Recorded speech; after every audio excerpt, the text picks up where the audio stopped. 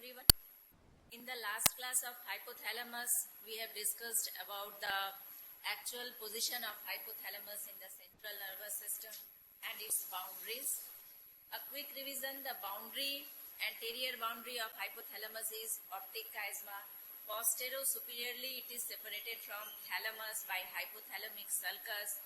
Posteriorly, there is upper part of midbrain, or we can say it is interpeduncular fossa. Laterally, it is related with internal capsule. Inferiorly, antero-inferiorly, there is tubus cinereum, and posterior-inferiorly, there is mammillary body, which are considered as part of hypothalamus. Then it forms the lower floor and lower lateral boundary of third ventricle. Then we have discussed that it is by third ventricle hypothalamus is divided into left part and right part. And again, left and right part is divided into lateral and medial part by an imaginary line joining the entry of fornix and exit of mammillothalamic tract. Then we have discussed about the lateral hypothalamic area, and the main nuclei of lateral hypothalamic area is lateral hypothalamic nucleus. And the function we have discussed, that is, it is the center for hunger, anger and thirst, and the area just behind the lateral hypothalamic nuclei, that is sympathetic area. That means stimulation of the area behind lateral hypothalamic nuclei leads activation of sympathetic system. Then we have discussed along with lateral hypothalamic nuclei, one nuclei which lies in medial hypothalamus, that is ventromedial nucleus, and that is satiety center, and it is also the center for happiness, or we can say reward center. Now we will proceed the discussion of medial hypothalamic area. But before that, I want to say something important, that in the exam, the question is, it can be asked in the form of describe the hypothalamic nuclei.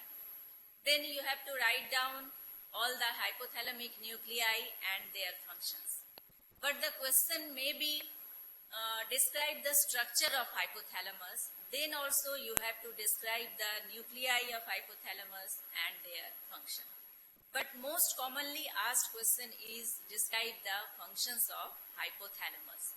And in that case also you have to describe the nuclei of hypothalamus and their functions.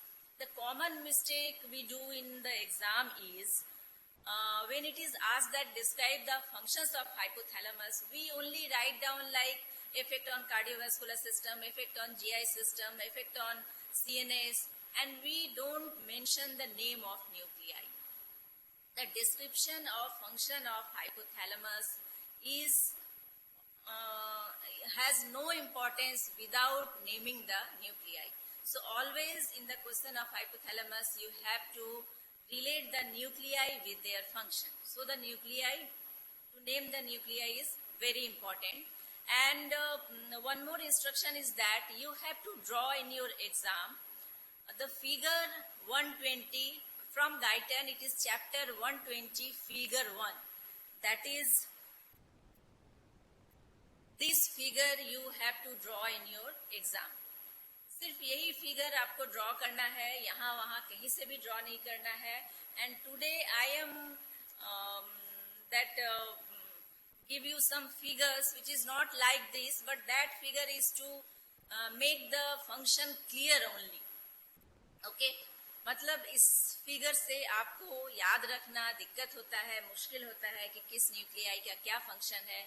तो उसको आसान करने के लिए there is one figure that I have drawn here in the form of emojis and cartoons.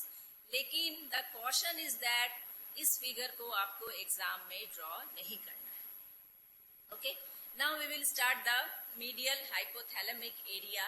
And the medial hypothalamus, it is divided into 4 parts from anterior to posterior. This is the optic chiasma in red. From anterior to posterior, the area in front of optic chiasma is preoptic area, that is written as PO. The area above the optic chiasma is supraoptic area. Then behind supraoptic area there is tuber cinerarium. So that area is named as tuberal area. Then behind tuberal area there is mammillary nucleus or there is mammillary nucleus. So that area is named as mammillary area. So from anterior to posterior there is preoptic area, supraoptic area, tuberal area and mammillary area. So first come to the nuclei of preoptic area. The preoptic area is mainly there is only one nuclei and the name of that nuclei is preoptic nuclei. Some part of partially preoptic nuclei it lies in the lateral hypothalamus but major part lies in the medial hypothalamus. So we will describe it with along with medial hypothalamus. The function of preoptic nuclei is it secretes GnRH, that is gonadotropin releasing hormone. And you know this hormone it reaches to the anterior pituitary via hypothalamo-pituitary portal system. There it stimulates FSH and LH, that is follicular stimulating hormone and luteinizing hormone.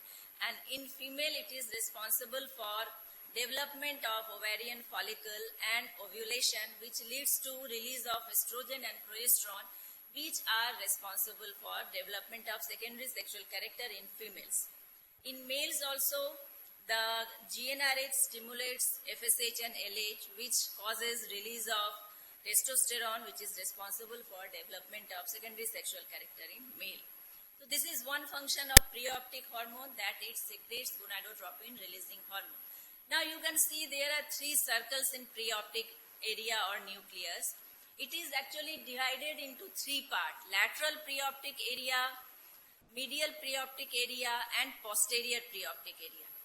The function of lateral preoptic area, it shares the function of lateral hypothalamic nuclei.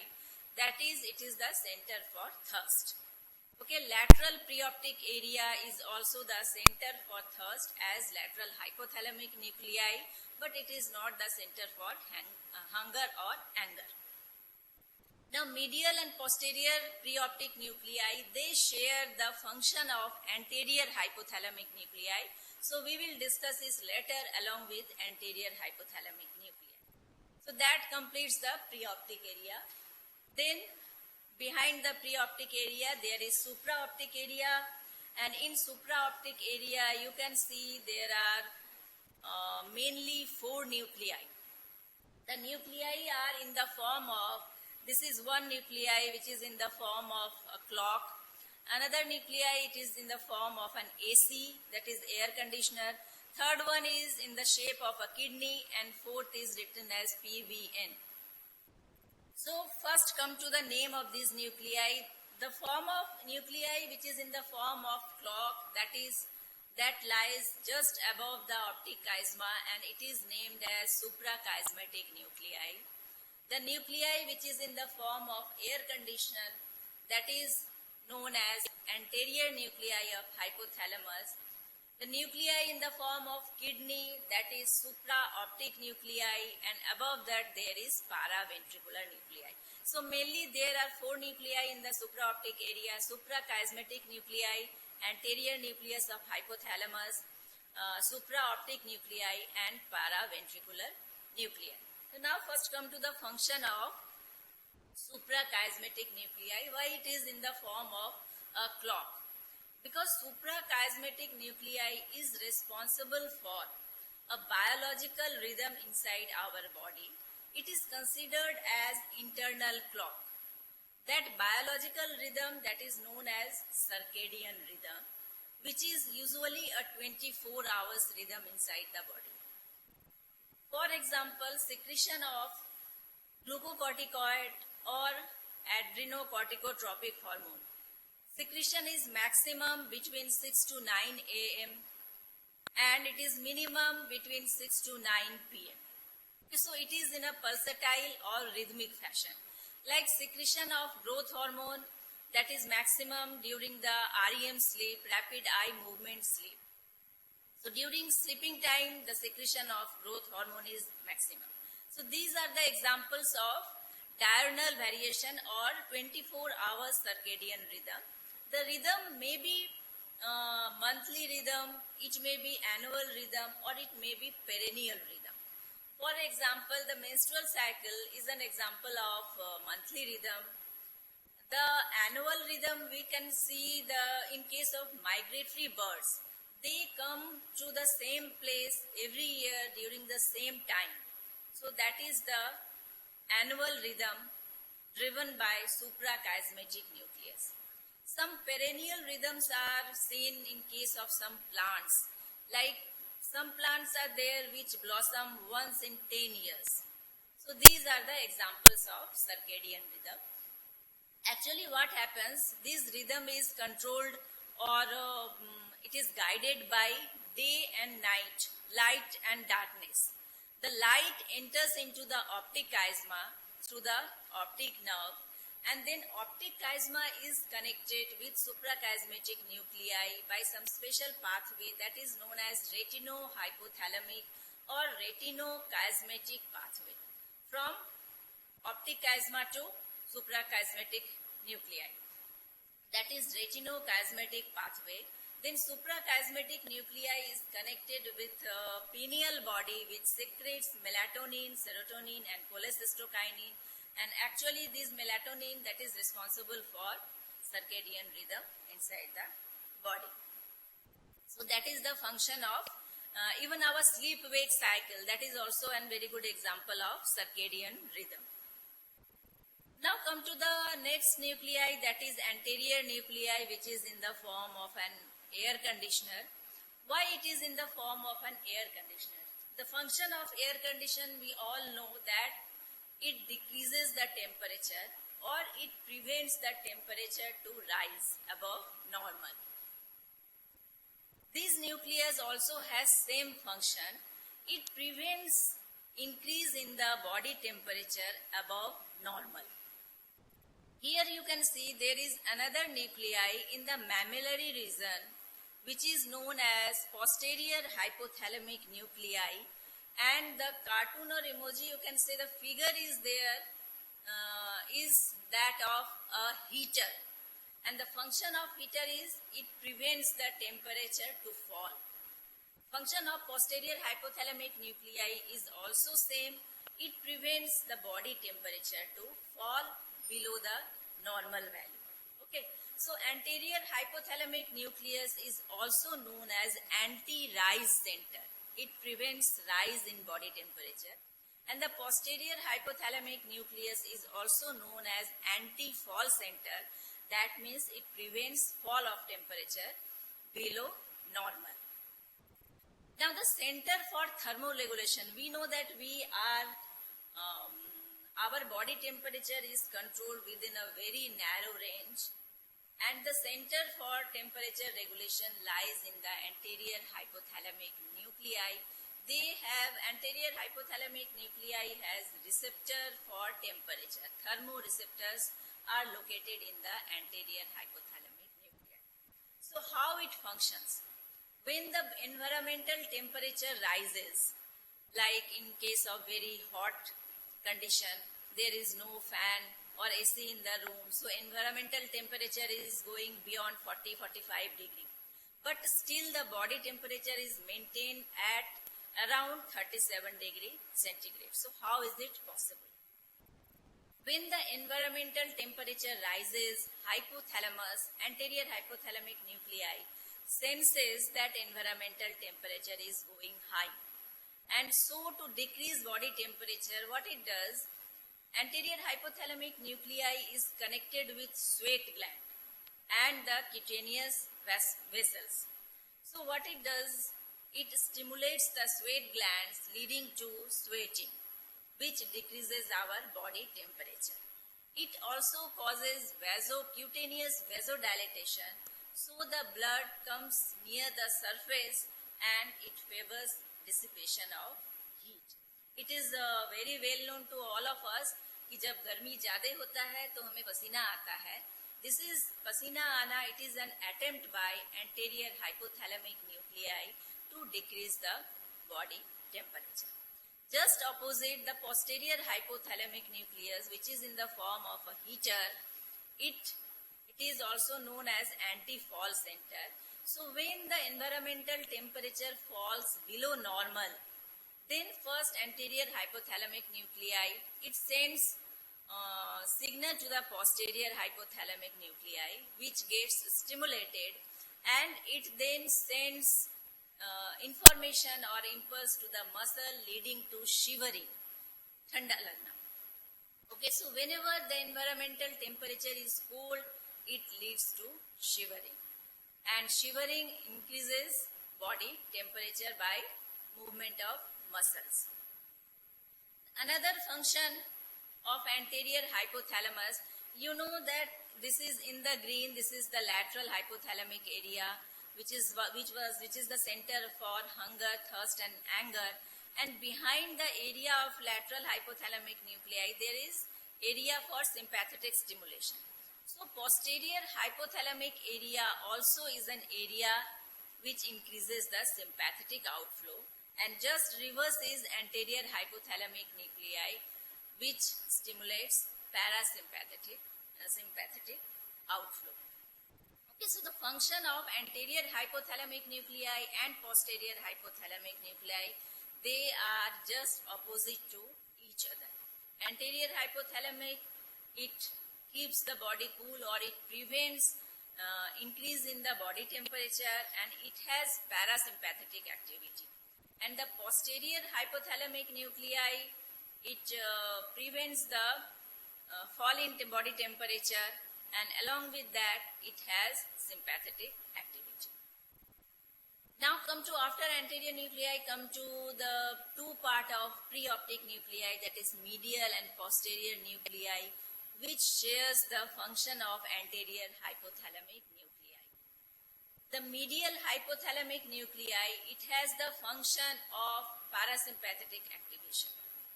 And the posterior preoptic nuclei, it controls body temperature. P is not for P.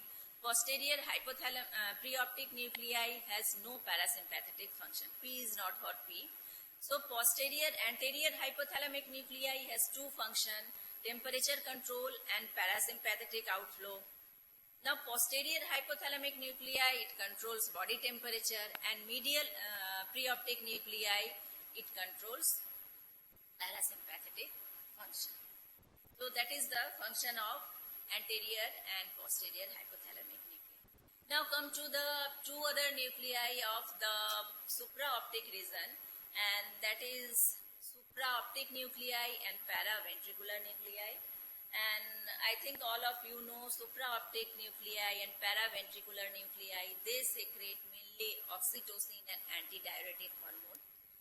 The oxytocin is secreted mainly by paraventricular nuclei. 90% of the oxytocin is secreted by paraventricular nuclei. Around 10% is secreted by supraoptic nuclei. And about ADH, antidiuretic hormone, about 90%, around 90% of antidiuretic hormone is secreted by supraoptic nuclei and 10% by paraventricular nuclei.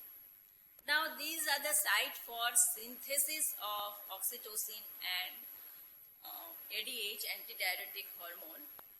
And after synthesis, these two nuclei, these are actually the collection of neurons. So their axon from these nuclei, they reaches to the posterior hypothalamic area. And the bundle of neuron passing from these nuclei to the posterior hypothalamic area, that is known as hypothalamo-hypophyseal neural tract. From hypothalamus to pituitary, hypothalamo-pituitary neural tract. The synthesized ADH and oxytocin, while they travel towards the posterior hypothalamic area, they combine with a protein which is known as neurophysin. The neurophysin is of two types, neurophysin 1 and neurophysin 2. The neurophysin 1 carries oxytocin and neurophysin 2 carries antidiuretic hormone. So these two hormones, they are stored in the posterior hypothalamic area, and whenever required, they are released from posterior hypothalamic area. Now this supraoptic nuclei, it has receptor for osmolality, that is, it contains osmoreceptor. We have learned about the glucoreceptor which lies in the medial hypothalamic nuclei. Just now we have discussed about thermoreceptors which lies in the anterior hypothalamic nuclei and some in the posterior hypothalamic nuclei. Now this supraoptic nuclei that contains osmoreceptors, that it senses the osmolality of the blood. So what happens whenever the blood osmolality goes high, like during very hot weather, and if we are not drinking plenty of water and we are involved in physical exercise, then what will happen? There will be loss of water and the osmolality of the blood will increase. So that will be sensed by supraoptic nuclei. They send signal to the posterior hypothalamic area to release the antidiuretic hormone. Then this antidiuretic hormone, they reaches to the nephrons, the collecting distal convoluted tubule and collecting duct, collecting tubule of the nephron, where they increases the permeability of the tubule to water. That means they increases water absorption.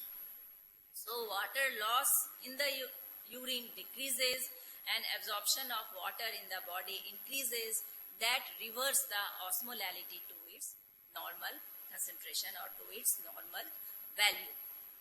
Okay, just opposite, if the osmolality decreases, like we are drinking plenty of water, 10 glass पानी P जाते हैं एक साथ, तो क्या होता है? These osmoreceptors, they are inhibited. So secretion of ADH is also inhibited. That means there is no more or little less absorption of water from the distal convoluted tubule and the collecting tubule. That leads to passage of plenty of urine. So that is the basis of कि जब हम ज़्यादा पानी पीते हैं तो urination ज़्यादा होता है. Now one applied aspect about antidiuretic hormone is that if the amount of antidiuretic hormone or function of antidiuretic hormone decreases, then what happens? A condition develops which is known as diabetes insipidus. If it is not available ADH or it is not functioning properly, then what will happen? More and more amount of water will be lost in urine. Loss of water in the urine, that is dilute urine will pass, and there will be increased thirst. So the feature will be polydipsia and polyuria, which gives it the name diabetes insipidus. And diabetes insipidus, it is of two types: central diabetes insipidus and the peripheral diabetes insipidus. Central diabetes insipidus, when the neural tract, hypothalamo-pituitary neural tract from paraventricular and supraoptic nucleus is damaged due to any tumor, benign or malignant, or due to some accident, then what will happen? The secretion of ADH or amount of ADH will decrease. So there will be polyuria and polydipsia, leading to the condition known as diabetes insipidus. The another type of diabetes insipidus is peripheral or nephrogenic diabetes insipidus. In this, the neurons are refractory to the function of ADH. Although the amount of ADH is normal, but the neurons, the receptor on the neurons, they are not working properly. There is mutation in the gene. V2 gene, that is vasopressin gene, is mutated, so the receptor become refractory to the action of ADH. In other type, there may be, and this V2 gene, it is X-linked recessive gene, and in some other type, there is some autosomal disorder which decreases the movement of aquaporins towards the surface. So the absorption of water cannot occur properly. So that also leads to the condition known as diabetes insipidus. That is about the supraoptic nuclei. Now come to the paraventricular nuclei, and it secretes small amount of ADH. Now one thing more is about ADH, that antidiuretic hormone, it increases or causes contraction of the vascular bed, that it increases the blood pressure. So it is also, other name is vasopressin. About the paraventricular nuclei, it mainly secretes oxytocin, and the receptor for oxytocin lies in the breast and the uterus. Just before childbirth, the receptor increases the tremendous number over the uterus, and large amount of oxytocin is secreted from the posterior pituitary. That leads to contraction of uterus, leading to expulsion of the child from uterus. The other function of oxytocin is in milk laid down reflex, that is suckling of the baby, leads to stimulation of the receptor around the areola, which leads to release of oxytocin, and the myoepithelial cells of the areola, they have receptor for oxytocin. So when oxytocin is released, myoepithelial cells are contracted, which leads to ejection or expulsion of milk. So that is the function of paraventricular nuclei is, it is in the case of childbirth, during contraction of uterus, and in milk laid down or milk ejection reflex. That is all about the supraoptic area. Now next we will move to the, behind the supraoptic area there is tuberal region. Okay, and mainly in the tuberal region we can see here one nucleus that is in the form of an arc, and it is named as arcuate nucleus. Above that there is, we have already discussed, it is the ventromedial nucleus, and behind that it is the, in the blue it is dorsomedial nucleus. So mainly there are three nucleus in the tuberal region. Now arcuate nucleus, that is mainly responsible for secretion of releasing an inhibitory hormone which passes to the anterior pituitary gland via hypothalamo-pituitary or hypothalamo-hypophyseal portal system. The nerve fiber from paraventricular and supraoptic, they reaches to the posterior pituitary gland, and that tract is known as hypothalamo-hypophyseal neural tract. Here we can see this is the posterior pituitary in green, and these are the supraoptic and paraventricular nuclei. So the nerve fiber which passes into the posterior pituitary, it is known as hypothalamo-hypophyseal neural tract.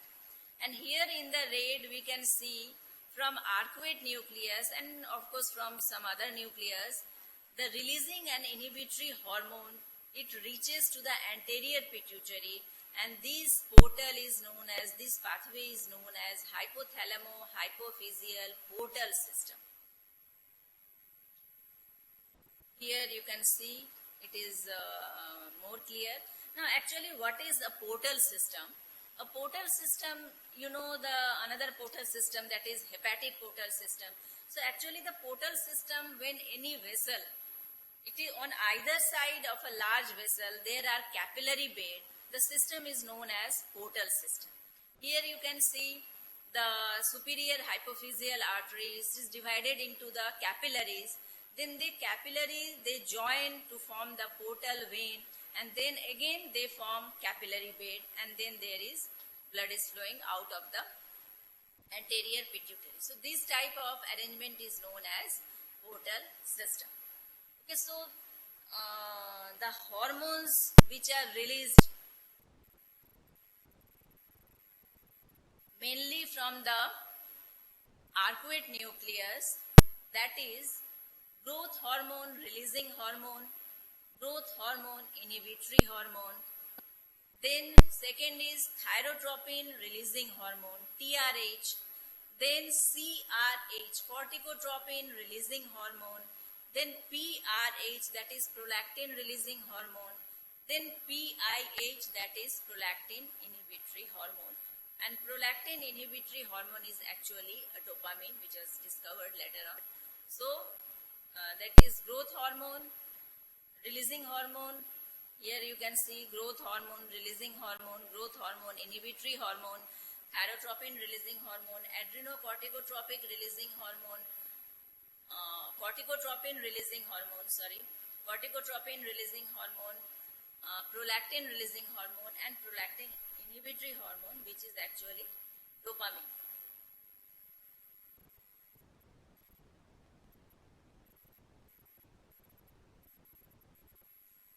Now, again, there is one applied aspect is that a very common benign tumor of the anterior pituitary gland is known as prolactinoma. So prolactinoma, as the name suggests, it secretes tremendous amount of prolactin. So increase in the amount of prolactin leads to amenorrhea, that is cessation of menstrual cycle in case of female, and galactorrhea, that is inappropriate secretion of milk. So there is amenorrhea, galactorrhea, hyperprolactinemia. And the more important is that this is the anterior pituitary. If any tumor is growing upward, then it will disrupt, it goes upward, and sometimes it involves optic chiasma also. And I think you either know or you will come to know in few classes that if the optic chiasma, the central part of optic chiasma is involved, then it leads to bitemporal hemianopia. The temporal side of both the field of vision is involved. So that leads to bitemporal hemianopia. If due to any reason, like any injury or vascular reason, or any other tumor, this hypothalamo pituitary portal system is disrupted, then what will happen? All the releasing and inhibitory hormone, they will not reach to the anterior pituitary. So they will give rise to symptoms of involvement of many other systems, but along with that, it will lead to decrease in the dopamine reaching to the anterior pituitary. That again leads to hyperprolactinemia, and the same symptom will be there. Along with hyperprolactinemia, there will be amenorrhea, galactorrhea, and there may be bitemporal hemianopia.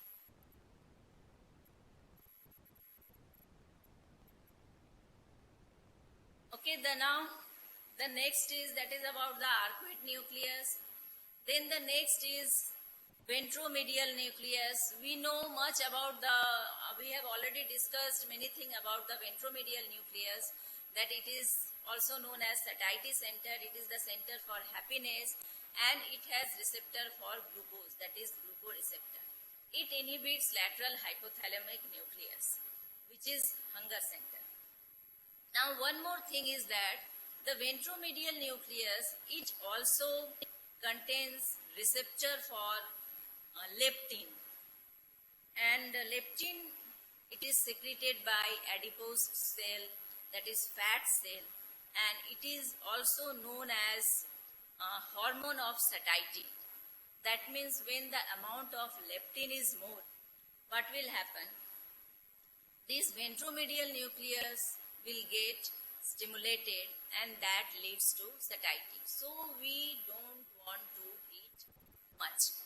And when the amount of leptin is less, the satiety center cannot be stimulated, so we feel hungry. That means hunger center is stimulated. So derangement in the amount or gene which regulate the leptin concentration may lead to obesity in an individual. Next to that, there is dorsomedial nucleus, and only one line about the dorsomedial nucleus is that stimulation of dorsomedial nucleus leads to GI stimulation, gastrointestinal stimulation. Dorsomedial nucleus leads to GI stimulation, that is gastrointestinal stimulation. Now next, the posterior most region, that is the mammillary region, and you can see there are two nucleus. Above nucleus, we know now that it is the posterior hypothalamic nucleus, and below it is the mammillary nucleus.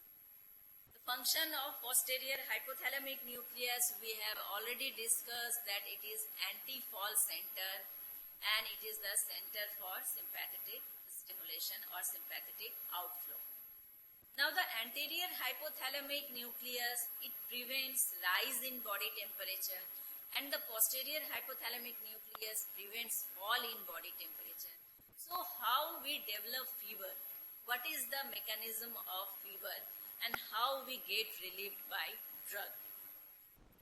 Now the hypothalamus, it has a set point for temperature, and for an normal individual, it is around 37 degrees centigrade. The set point of hypothalamus for temperature is around 37 degrees centigrade. Set point means the hypothalamus thinks that the body temperature should be around 37 degrees centigrade. Now what happens whenever there is bacterial, viral or some other kind of infection, pyrogens are there, they causes release of interleukins and prostaglandins, which increases the set point of hypothalamus. That means, for example, now it is shifted to 39 degrees centigrade. That means for hypothalamus, now 39 degrees centigrade is normal and the body temperature is at 37 degrees. So the hypothalamus will derive the conclusion that the body is being cooked. So what will happen? It will try to bring the temperature near normal, which is now 39 degrees centigrade. And previously the temperature was 37 degrees centigrade. So the hypothalamus will try to increase the temperature, and to increase the temperature there is role of posterior hypothalamic nuclei that will lead to shivering, release of thyrotropin releasing hormone, etc. And this is the common feature, common finding. जब भी हमें fever आता है, temperature बढ़ता है तो हमें ठंड लगती है. That is the mechanism. Now what happens when we take some drug like paracetamol or some anti-inflammatory drug? What they do, they inhibit prostaglandin, and then set point reverse and it comes back to the previous level. That means from 39 degrees centigrade, now it comes to 37 degrees centigrade. Now what hypothalamus will consider now? That body is warmer than usual. So now it will try to decrease the body temperature, and how it will decrease the body temperature? Now anterior hypothalamic nuclei comes into action and it will cause sweating and vasodilatation. तो ये चीज you can find out clinically. घर में भी अगर किसी को fever होता है तो आप देख सकते हो कि जब फीवर बढ़ता है तो ठंड लगती है और हाथ और पैर, that is mainly the palm and the sole, they become cold because of vasoconstriction. और जब फीवर कम होता है तो क्या होता है? There is profuse sweating, गर्मी लगने लगती है, palm and sole they become hotter, and that is due to vasodilatation. So this is how the anterior and posterior hypothalamic nuclei together they control the body temperature. The next nuclei is the mammillary nucleus, and you can see there are some pans, some kettles, some glass plates are there, and it shows that stimulation of mammillary nuclei leads to feeding movement. That feeding movement means when we experimentally stimulate the mammillary nuclei, the patient, the person will behave as if he or she is feeding. That means like chewing movement. चबा रहे हैं, निगल रहे हैं, such type of movements are there when we stimulate the mammillary nucleus. There are many other functions of mammillary nucleus. One more important function of mammillary nucleus is that it is a part of Papez circuit, which we will discuss later on with limbic system. And the Papez circuit is important for memory. Here you can see, in the last class we have discussed that the hippocampal formation, from there fornix arises, which enters into the lateral, into the hypothalamus, and the fibers goes to the mammillary body. So from hippocampus via fornix, it enters into the mammillary body. Then via mammillothalamic tract, it enters into the anterior nuclei of thalamus. Then from anterior nuclei of thalamus, the fibers enter into the cingulate gyrus, and from cingulate gyrus, again it enters into hippocampus. So this closed circuit, it is known as Papez circuit, and this circuit is important for memory. Now, one important clinical aspect about the mammillary nucleus is that in case of severe deficiency of vitamin B1, that is thiamine, it can lead to hemorrhagic lesion in the mammillary nucleus. And this condition is known as Wernicke-Korsakoff psychosis syndrome. And it is actually combination of two diseases, Wernicke disease and Korsakoff psychosis. These two are together, they are known as Wernicke-Korsakoff syndrome. What happens in that? In case of severe vitamin B1 or thiamine deficiency, कब हो सकता है? Most common cause is chronic alcoholism, because alcohol utilizes vitamin B1, and in case of chronic alcoholic, their nutritional status also remains poor. So in case of chronic alcoholic, the amount of vitamin B1 is very less. In case of chronic malnutrition, or in patient with gastric bypass surgery or any malignancy, usually they suffer with the severe deficiency of thiamine, which leads to hemorrhagic lesion in the mammillary nucleus, and that lesion may extend posteriorly. That can involve the thalamus, the periaqueductal, periventricular area. That can go backward, and it can involve the cerebellum also. So the clinical feature will be what? Due to involvement of periventricular area, the third and fourth nuclei are may be involved. So there will be palsy of third and fourth cranial nerve, leads to diplopia, that is double vision. Then due to involvement of cerebellum, there may be ataxia, that is loss of coordination.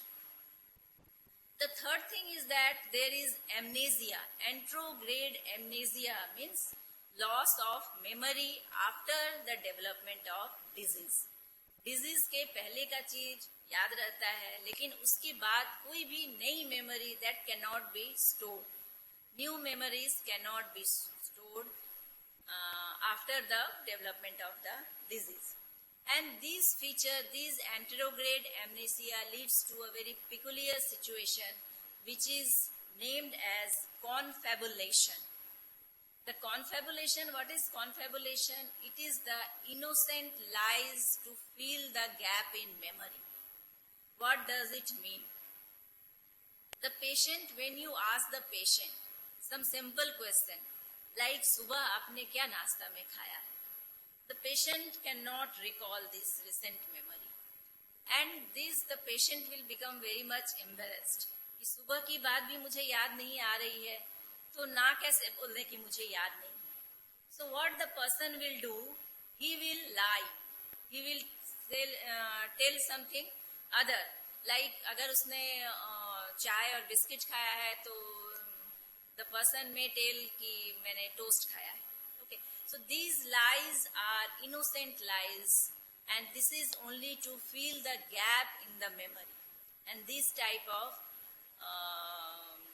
words or lies, they are known as confabulations. So the main thing about discussing this Wernicke-Korsakoff syndrome is that in clinical practice, if some person comes to the emergency ward who is in comatose position or in unconscious situation, there may be, the patient may be in hypoglycemic coma, then what we do, we infuse large amount or concentrated glucose. So what? There is a chance that the person may be alcoholic and he is unconscious, so you will not get the proper history. or the patient may lie. He or she want to hide the history.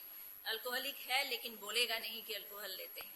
So in such case, what is the danger? That in such person, the amount of B1 is already very low, and if we infuse large amount of glucose, then the glucose will consume the rest of thiamine for its metabolism, and the person will develop the Wernicke-Korsakoff psychosis. So the warning is that if we are infusing glucose to such patient, we must infuse large amount of thiamine along with glucose. Otherwise, एक बीमारी ठीक कराने के चक्कर में दूसरी बीमारी भी हो सकती है. Now the last thing, here it is in the bold and italic, that is presumed origin of releasing an inhibitory hormone. Why it is presumed? Because 100% is not known till now.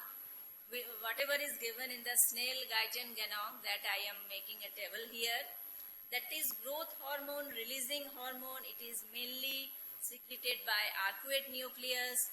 Growth hormone, inhibitory hormone, it is secreted by arcuate as well as supraoptic nucleus. Prolactin releasing hormone, that is also by arcuate nucleus. Prolactin inhibitory hormone, which is dopamine in nature, that is also secreted by arcuate nucleus.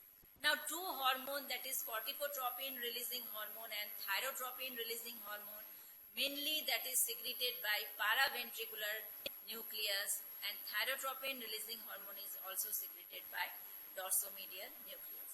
Now gonadotropin releasing hormone, we know that it is secreted by preoptic nucleus. Along with preoptic, some is secreted by anterior hypothalamic nucleus, and it is also secreted by arcuate nucleus.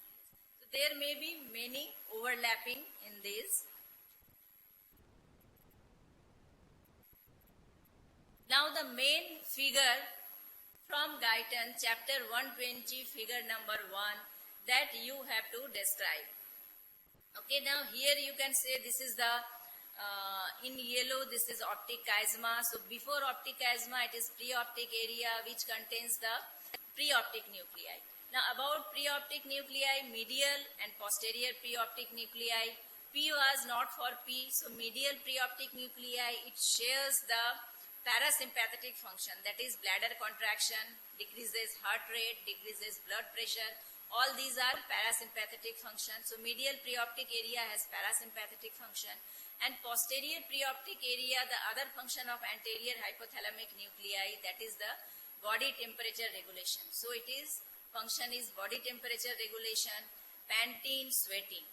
Okay, anterior hypothalamic nuclei, it decreases body temperature, so it inhibits the release of thyrotropin. Posterior hypothalamic nuclei increases the body temperature, so it increases the secretion of thyrotropin. Now supraoptic nuclei, this is the paraventricular nuclei. So this you know, this is the vasopressin, this is oxytocin release.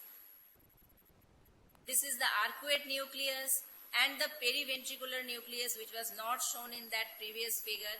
Arcuate nucleus and periventricular nucleus, they share same function. They have neuroendocrine control.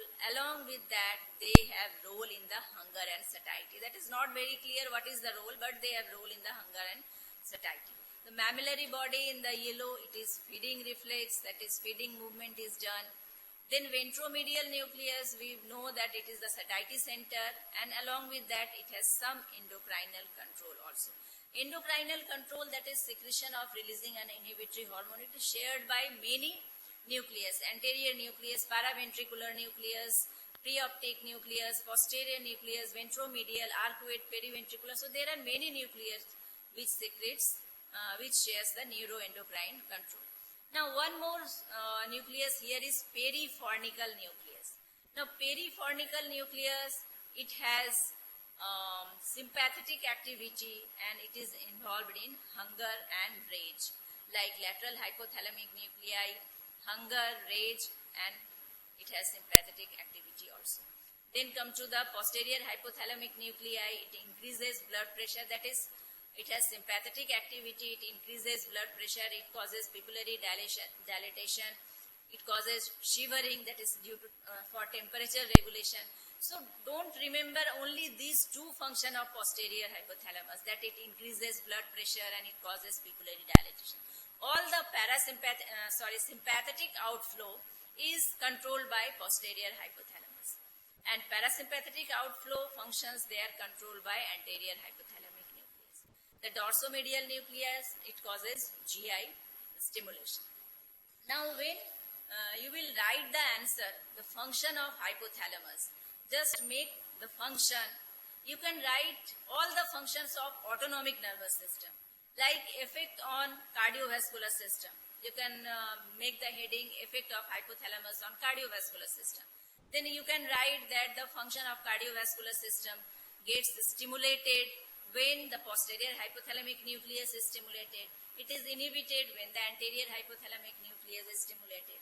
You can write down the effect on GI system, that is the movement of GI is stimulated when the anterior hypothalamic nucleus is stimulated, and it is inhibited when the posterior hypothalamic nucleus is inhibited. So like that, you have to relate the name of the nuclei along with their function. Like if the question is the effect of hypothalamus on thirst, then you have to write the lateral preoptic nuclei, you have to write the lateral hypothalamic nuclei. If the question is effect of hypothalamus on hunger and satiety, then you have to describe the lateral hypothalamic nuclei, the ventromedial nuclei, and the other nuclei like paraventricular nuclei has effect over the satiety. Here arcuate nucleus, periventricular zone, they have effect over the hunger. Perifornical area, it has also effect over the hunger. So this completes the discussion of hypo.